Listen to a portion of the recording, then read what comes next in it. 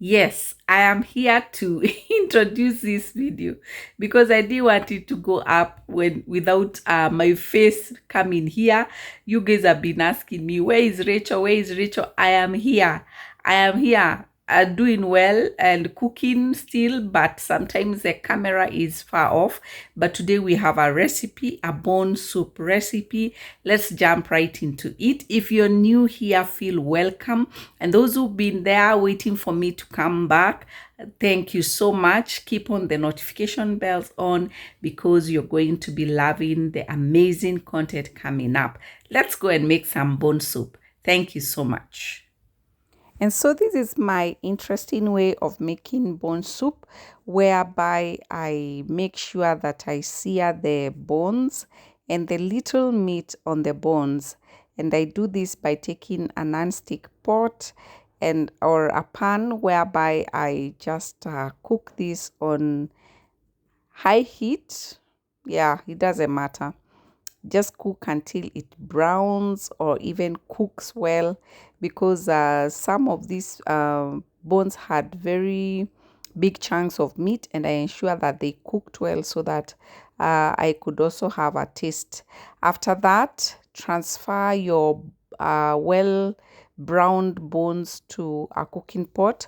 In my case, I'm using my instant pot pressure cooker, so I will be closing them up for some quick boil using the broth, the bone soup setting of my instant cooker. So this really saves me a lot of time, and it ensures that the soup also extracts a lot of nutrients from the bones.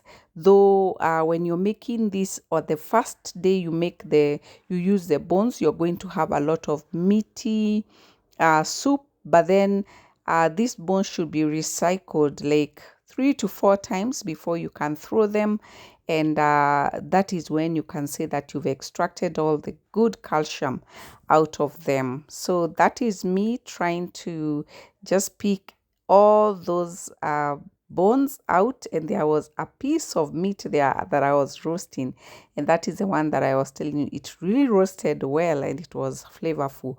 On this I added salt only. It cooked in its own oil, which is very recommendable. Please don't add any oil when you're making beef soup, because or the broth, because again it will beat the whole purpose. So onto this I'm going to add an onion. I have sliced one big onion. I have ginger, I have garlic, and I have 2 green cubes, which I'm going to add. The green cubes are a blend of herbs. I'll share that video much later, but I did not have any ready at this point. And then I added black pepper to just ensure that it has that little kick at the end. And of course, what is bone soup, without salt, and without a jug of water? So that is what I ended up putting after the salt. Yes, a whole 2 liters of water. So that is going to be enough to cook through the bones through and leave me very good soup that I can use as broth for my next cooking. But definitely today we'll be eating some with the meat. So that is me trying to just mix it up and then close this up. And because I want to pressurize it, and so that I can cook at the least time possible. Okay, so I decided to just go with the broth setting.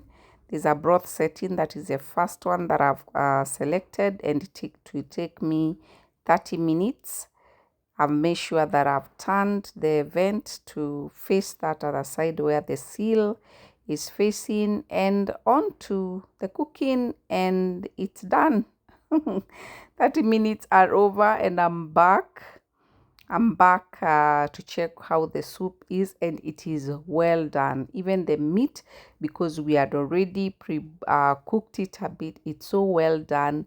The bone marrow is ready. The green marinade really gives this a beautiful smell, and I cannot wait to just have a taste of it. Of course, right now it's a bit oily.